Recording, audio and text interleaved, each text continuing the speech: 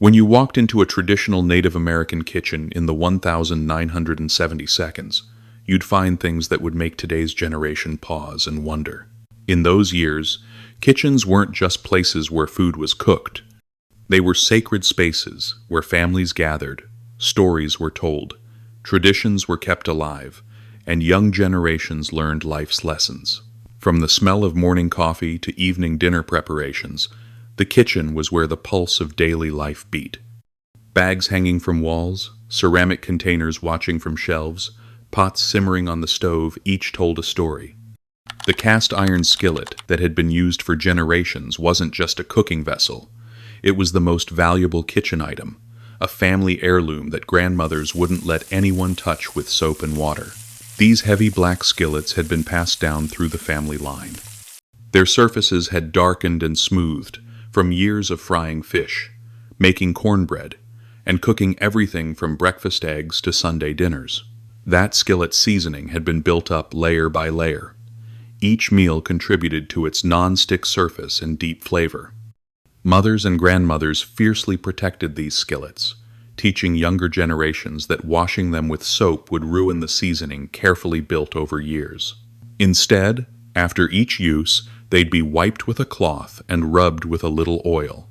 For Native American families in the 1970 seconds, that cast iron skillet represented more than cooking. It represented connection to the past and the hands that had used it before. Children learned early that some things in the kitchen were sacred, and the family heirloom was at the top of that list. When the skillet sat on the stove, its weight and solidity gave a sense of security. The sound of eggs frying in the morning was a sign the family was awake. Some families cared for their skillets so well that the shiny black surface would be almost mirror-like. New brides had to learn how to use these skillets before they could touch them. The weight of these skillets was also important. When children grew up, being able to lift the skillet's weight was considered an achievement. The fry bread skillet, a wide and shallow pan used for making fried bread, was the centerpiece of Native American kitchens. This special pan was designed for frying the traditional bread made from flour, water, and yeast until it was golden brown and crispy. Fry bread wasn't just food, it was a symbol of cultural identity and resilience. Families would gather on weekends, congregating around the skillet to make fry bread. The dough would be shaped in hands, stretched, and then dropped into hot oil. The smell of frying bread would fill the house, and everyone would wait to get a piece. The skillet was never completely cleaned, just like the cast iron skillet. The oil layer built up over years was preserved. Making fry bread was an art. If you rolled the dough too thin, it would fall apart when frying. If you rolled it too thick, the inside wouldn't cook. In grandmother's hands, the dough would take shape as if it were alive. They could feel when the dough was ready, when the oil was at the ideal temperature. Young girls would first watch, then try, then finally master it. The fry bread skillet was usually the largest skillet in the family, because it had to be possible to fry several pieces of bread at once. At gatherings and festivals, when this skillet started working, everyone would gather around. The sizzle and puffing sound of dough dropped into hot oil was the music of celebration. The grease jar, whether a coffee can, tin can, or glass jar filled with cooking oil sitting at the back of the stove, was a fixture in every Native American kitchen in the 1970 seconds. Here, bacon grease, ham drippings, and cooking oils were saved for later use. Nothing was wasted in those kitchens, and the grease jar was proof of that resourcefulness. Every time meat was fried, the remaining grease was carefully poured into that jar and reused. The accumulated grease added flavor to everything from fried eggs to cornbread to vegetables. Grandmothers would take a spoonful and toss it into a pot of beans or a pan of vegetables, transforming simple ingredients into something rich and flavorful. The grease jar was never empty because it was constantly refilled and used. For children growing up in the 1970 seconds, the sight of that jar on the stove was as normal as the refrigerator itself. It was a symbol of making do with what you had and turning scraps into gold. Learning that different greases were used for different purposes was an important part of kitchen education. Bacon grease for frying, ham drippings for beans, chicken fat for lighter dishes. Some homes had multiple grease jars. The contents of each would be different colors and consistencies. In winter, the grease would solidify. In summer, it would soften. This natural cycle showed how the kitchen was in harmony with the seasons. Deerskin pouches used for storing dried plants, seeds, and spices were indispensable parts of Native American kitchens. These handmade bags were made from natural materials and often decorated with the tribe's traditional patterns. Inside them, everything from medicinal herbs to tea leaves to dried fruits was stored. Grandmothers would know what each bag contained by its smell and touch rather than marking them. These bags were used for generations, and each carried its own story. Children would see these bags' contents adding flavor to meals, making tea, or being used for ceremonial purposes. Making deerskin pouches required special skill. The leather was first cleaned, softened, and then sewn. Animal sinew or leather strips were used as thread. The mouth of the bag was usually closed with a drawstring, so the contents stayed fresh. The designs on each bag weren't random. Tribal symbols, natural elements, or spiritually meaningful motifs were embroidered. Over time, these bags would take on their own unique scent from the owner's hand oils and the smell of what was stored inside. The lavender pouch would always smell of lavender. The sage pouch would carry that sharp herbal scent. Children could identify the bags by smell with their eyes closed. Clay pots, traditional cooking vessels passed down from grandmothers, served as both art pieces and utilitarian items in Native American kitchens. These red, brown, or black earthen pots were used for cooking beans, storing water, and keeping food. Each vessel was decorated with the tribe's traditional designs. Some vessels were so valuable they were only used on special days.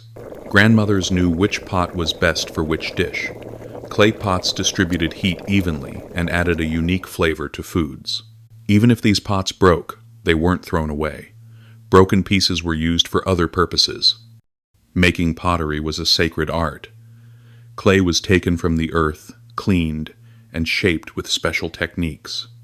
Some potters used the coil technique, forming the vessel by stacking clay strips on top of each other. After each pot was shaped, designs were carved or applied with paint. The designs on pottery surfaces weren't random. Each line, each symbol carried meaning. The firing process was critical. In traditional kilns, pots fired in open flames could sometimes crack or explode, but a pot resulting from successful firing would be sturdy enough to last for generations. The coffee percolator, the classic 70 seconds coffee maker bubbling on the stove, was Native American families' standard before electric coffee makers became common. This stovetop device with a glass knob on top where you could watch the coffee bubble was the music box of early mornings. The gurgling sound of the percolator signaled that adults were awake and the day had begun. Children would watch mesmerized as the dark liquid splashed against the glass, waiting for permission to pour a cup for their parents. The coffee from the percolator had a distinctive, strong taste that coffee lovers from that era still fondly remember. The first person up in the morning would prepare the percolator. Water, freshly ground coffee, then onto the stove. When the coffee started boiling, that characteristic sound would fill the kitchen. This sound functioned like an alarm clock. When the coffee was ready, it was time for everyone to wake up. Percolator coffee was strong. By today's standards, it had a much darker and sharper taste. But back then, that's how coffee was drunk. Drinking coffee wasn't just about getting caffeine. It was a social ritual. Family members gathered around the kitchen table would plan the day while sipping their coffee, communicating. Baskets woven from sweetgrass or wicker for storing vegetables, fruit, bread, and seeds were found everywhere in the kitchen. These baskets were both practical and beautiful. Each basket was handmade and had a special scent, especially those made from sweetgrass. Grandmothers would teach their daughters and granddaughters how to weave baskets, passing this skill from generation to generation. Baskets could be used for storing bread, collecting vegetables, or carrying materials. They could also be used as wall decorations. Sweetgrass baskets were especially valuable because they were also used for sacred ceremonies. Gathering sweetgrass was a seasonal activity. In summer months, families would go to suitable places and carefully collect long, green grass blades. After gathering, the grass was dried and prepared for basket weaving. Dry sweetgrass retained that sweet, vanilla-like scent. Weaving a basket took hours, even days. Materials were moistened with water, softened, and then carefully woven. Each stitch had to be tight, and even for the basket to be sturdy. Young girls would start by making small baskets, over time learning to weave larger baskets with more complex patterns. The wild berry or rosehip gathering bucket, a metal or wooden pail for summer harvest, waited ready in the kitchen when the season came. These buckets enabled families to gather food from nature during summer months. Collected fruits were eaten immediately, made into jam, or dried for winter. Children loved going on fruit gathering trips. The smell of fresh fruit in the buckets would fill the kitchen. Grandmothers would teach which fruits were ripe and how to collect them. This bucket was a symbol of the family's connection with nature.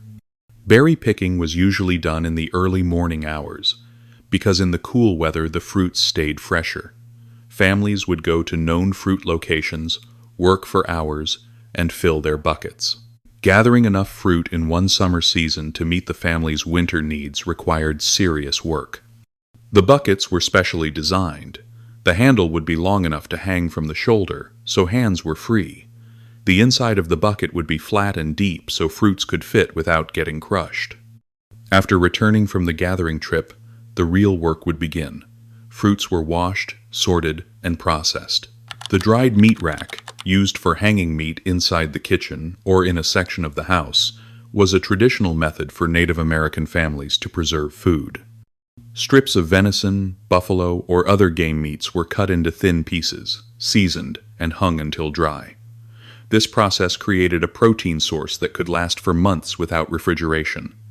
The meat strips hanging in the kitchen were both practical and decorative. Children loved to grab a piece of this dried meat prepared by grandmothers and snack on it. In winter months, these dried meats added flavor to soups and stews. The meat drying process took days. First, the meat was carefully cleaned, fat removed, and cut into thin strips. Some families salted the meat. Others used special spice mixtures. Sage, hot pepper, and salt were the most commonly used spices. After the meat strips were hung, they were left to dry in a well-ventilated area. When drying meat in the kitchen, that characteristic smell would fill the house. Dried meat was light, portable, and nutritious. It was taken along on long journeys or hunting trips. This preservation method had been used for thousands of years and still worked. The herbal teapot for plants like pine needles, mint, and sage was always ready on the stove. These teas were drunk for both health and flavor. Vitamin C-rich pine needle tea was especially popular in winter months, while mint and sage had their own healing properties. Grandmothers knew which plants were good for which ailments. The teapot would constantly simmer on the stove, always ready to offer a hot beverage to visitors. The steam and smell of the tea would fill the kitchen. To make pine needle tea, fresh needles were collected, cleaned, and thrown into hot water. As it steeped, the water would take on a slightly yellowish-green color and give off a refreshing scent. This tea wasn't only rich in vitamin C, but also had antiseptic properties. Every family had their own special tea blends. Sage could be added to pine needles, perhaps some mint or other medicinal herbs. When a visitor came, one of the first questions asked would be, "Would you like some tea?" Offering tea was a sign of hospitality and respect. Strings of hot peppers that looked like decor in the kitchen were both practical and beautiful. These red and green peppers were collected in summer, then left to dry and used throughout the year. Dried peppers added spiciness to stews, soups, and other dishes. Peppers weren't hung just for eating, but also for decorative purposes. Their red and green colors added vibrancy to the kitchen. Children would learn which peppers were very hot and show them respect. Making pepper strings was one of Autumn's tasks. Freshly collected peppers were strung on a cord and hung in a window or outside in the sun. The sun and air would slowly dry the peppers, concentrating their heat. Fully dried peppers would be wrinkled and light, but their flavors would be concentrated. To use dried pepper, one was plucked from the string, seeds removed, and chopped as desired. In some dishes, a whole pepper was used, slowly releasing its flavor as it cooked. The bear grease jar, a special container storing oil for healing and cooking, held one of the most valuable substances in the kitchen. Kept in ceramic or wooden containers and carefully stored, this grease was used for everything from skin problems to joint pain, and in cooking to add flavor to some dishes. Collecting and preparing bear grease required special skill. Grandmothers would teach the use of bear grease to younger generations. Bear hunting was a major event. The bear was valuable for both its meat and grease. The fat of the hunted bear was carefully extracted, cleaned, and rendered. Pure bear grease was white, almost odorless, and soft in consistency. This grease, stored in a cool place, could last for years without spoiling. In the kitchen, bear grease was used in very small amounts because it was valuable. It added richness to special dishes. But its main use was in medical applications. It was applied to burns, cuts, dry skin. Traditional carved wooden spoons were everywhere in the 1972 kitchen. These handmade spoons, often passed down from grandmothers, were used for stirring, serving, and tasting. Each wooden spoon had been shaped by hand, smoothed over years of use until it fit perfectly in the palm. Wooden spoons didn't scratch pots and pans the way metal ones did. They didn't get hot when left in a simmering pot. And they seemed to carry the memory of every meal they'd stirred, the oils and flavors absorbed into the wood grain over decades of use. Some families had collections of wooden spoons in different sizes, large ones for stirring big pots of stew, smaller ones for sauces and gravies, flat ones for scraping the bottom of pans. Children would learn to recognize which spoon was used for which purpose, and woe to the child who grabbed the wrong one. Bone spoons, or spatulas, passed down from grandmothers and still used for some tasks, were common kitchen tools. These implements made from animal bones were durable and could be used for generations. Bone tools were lighter than metal ones, and in some cases more functional. Each bone tool told a story: which animal it came from, who made it, how many generations used it. These tools weren't just practical but also part of cultural heritage. Making bone tools required patience and skill. Suitable bones from a hunted animal were selected, cleaned, and dried. Large bones were scraped, shaped, and polished. The process could take weeks. The bone was first roughly shaped, then sanded with sandstones. Rubbing with oil gave the bone a smooth surface. The finished product was light, strong, and beautiful. Some bone tools were so well made and well kept that they lasted 100 years or more. Metal mixing bowls, very common in the 72nds, were found in every kitchen. Most were shiny metal or enamel-coated, and they came in various sizes that nested inside each other for easy storage. These bowls were workhorses of the kitchen, used for everything from mixing bread dough to tossing salads. The largest bowls were used for kneading, fry, bread dough, or mixing large batches of food for gatherings. Medium bowls held rising dough or marinating meat. Small bowls kept chopped vegetables or held beaten eggs. The metallic ring they made when stacked was a familiar kitchen sound. Some families had bowls that had been used so much the enamel coating had worn through in spots, showing the metal underneath. But these bowls were never thrown away. They kept working, kept serving, becoming part of the kitchen's history. Children learned to handle them carefully because a dropped metal bowl would make a terrific crash and wake everyone in the house. Colorful enamelware, pot and pan sets had become established in kitchens by the 1972nds.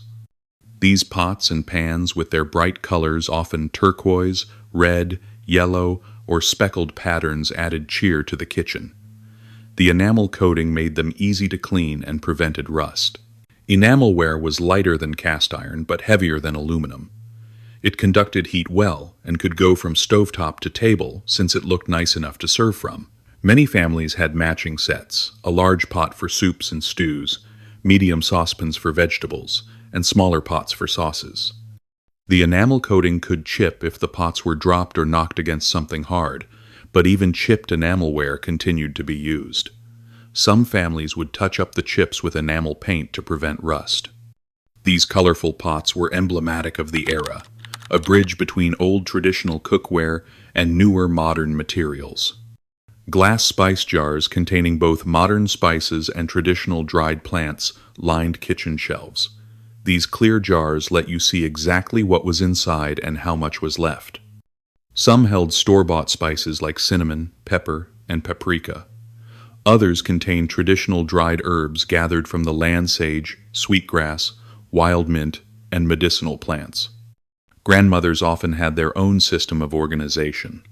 Some arranged jars by frequency of use, others by type of cooking. The jars were usually topped with metal screw-on lids or cork stoppers. Labels, if there were any, were often handwritten on pieces of tape or paper. The smell when you opened the cabinet where spice jars were kept was intoxicating, a mixture of all the scents blending together. Children would be sent to fetch a particular jar, learning to identify herbs by sight and smell. This was part of their kitchen education, learning which plants and spices went with which foods. Mason jars for jam, dried fruit, and soup mixes were ubiquitous in the 1972nd kitchen. These sturdy glass jars with their two-piece lids were perfect for preserving food. Rows of mason jars filled with colorful preserves, berry jams, pickled vegetables, canned tomatoes, dried beans lined pantry shelves. In late summer and fall, kitchens became canning factories. Fruits and vegetables were processed and sealed in mason jars to last through the winter. The satisfying pop of a jar sealing properly was music to a grandmother's ears. It meant the food was safely preserved. Mason jars weren't just for canning. They held dried herbs, flour, sugar, beans, and rice. Some families reused them as drinking glasses. The versatility of these jars made them invaluable. Even today, many people feel a wave of nostalgia when they see rows of mason jars, remembering grandmother's pantries stocked for winter. The clay water jug, a traditional item still used in some homes, kept water cool through the hot summer months. These porous vessels allowed water to slowly evaporate through the clay walls, and this evaporation created a cooling effect that kept the water inside refreshingly cool. These jugs were usually decorated with tribal patterns and symbols. Each family had its own style. Some were plain and functional, others were works of art. The jug typically had a wide body and narrow neck, with a handle for pouring. In summer heat, the water jug was a lifesaver. Water in the jug, sitting in shade, while not refrigerator cold, was much cooler than outside temperatures. The physics principle was simple evaporative cooling, but the effect was remarkable. Some families kept their water jugs wrapped in damp cloths to enhance the cooling effect. The fish drying rack, found in or near kitchens among northern and coastal tribes, was essential for preserving this important protein source.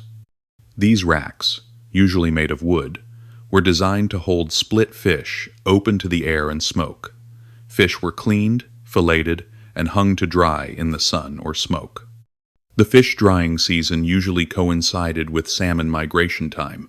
Families would catch fish for days and process them. The drying process took several days.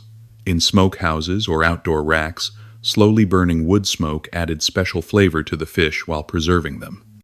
Dried fish lasted for months and added flavor to soups and stews. The distinctive smell of fish drying was a scent everyone from that era remembers.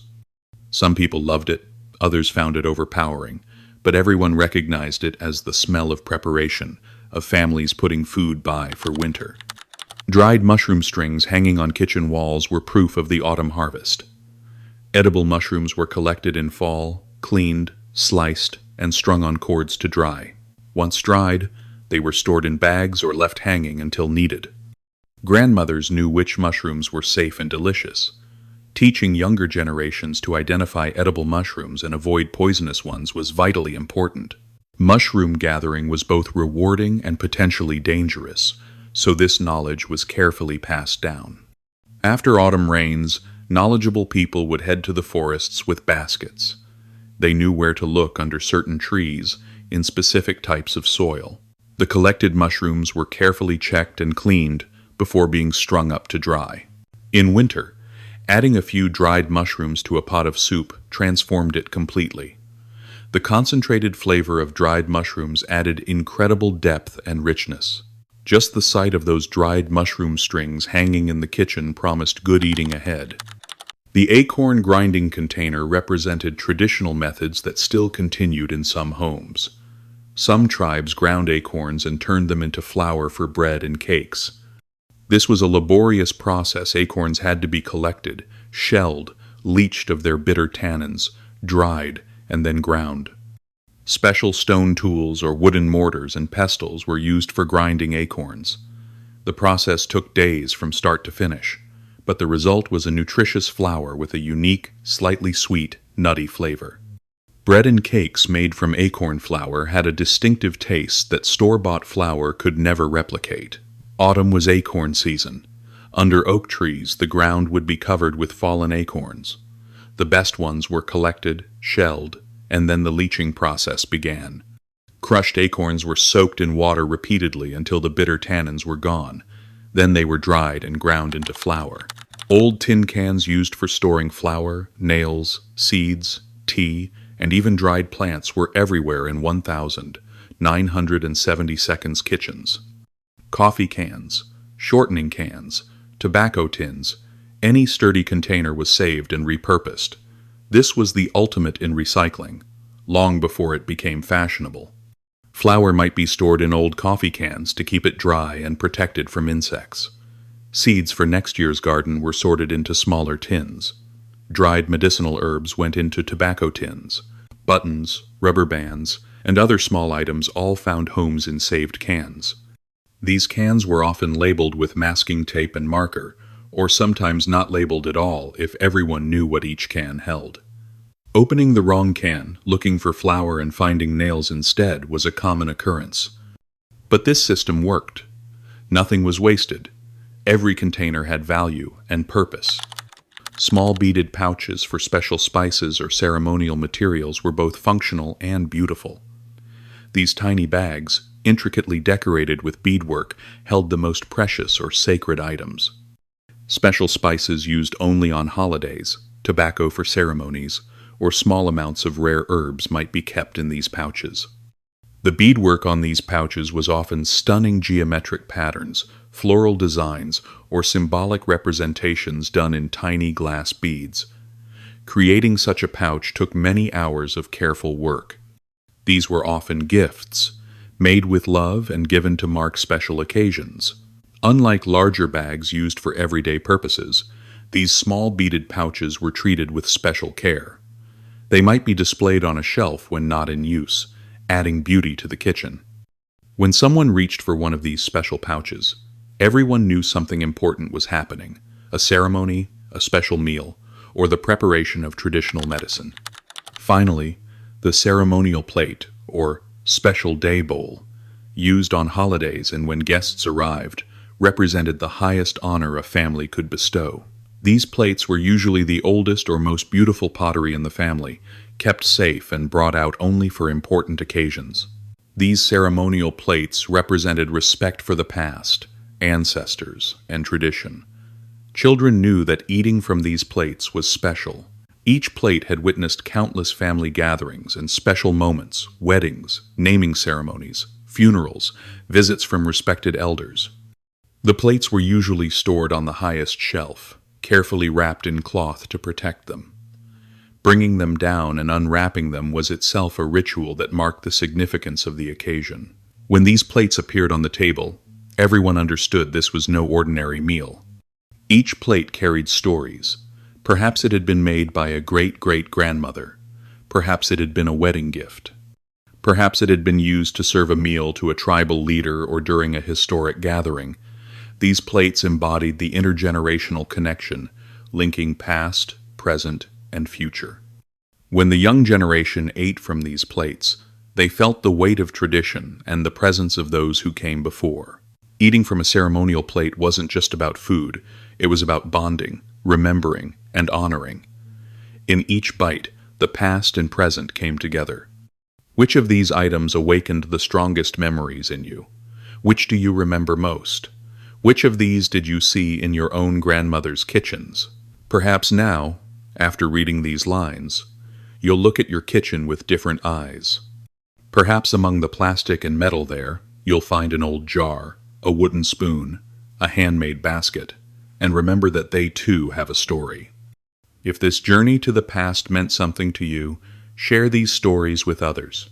Talk to your elders, listen to their memories, record them before they're lost. And maybe, just maybe, revive one of these items. Get a cast iron skillet, weave a basket, find a teapot. Because the past exists, not just to be remembered, but to be kept alive.